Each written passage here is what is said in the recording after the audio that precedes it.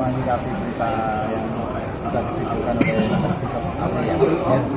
500 sampai 1000-an ngarang-ngarang sekali.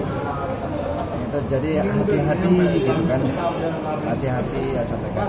Itu tadi di lapangan nyatanya memang antara 25 lebih 30 ada 30 yang satu blok. Tapi kalau karang 60 tadi kita cek pakai drone, kita perkirakan memang lumayan 40 hektar lebih. Kisaran Kalau 50-an. titik-titik kita jumlah semua. Tapi yang tadi satu blok yang ada dalam video itu yang katanya 500 sampai 1000 hektar ngarang-ngarang. Naik 25 hektar. Ya, kalau untuk yang Dendi yang titik-titik tadi yang banyak itu yang di 1 hektar, 2 hektar ya itu kita juga yang 40 hektaran lebih. Dan indikasinya itu dibakar atau ada? Kalau indikasi yang pasti dibakar.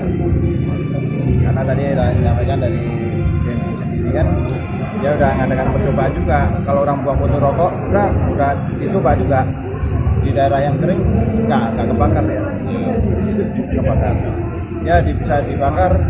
Kalau memang itu yang kering-kering ditumpuk kasih itu yang kering beneran itu sudah dibakar. Tapi begitu kalau kondisi saat ini kalau cuma rokok dilempar itu nggak dibakar, indikasinya dibakar.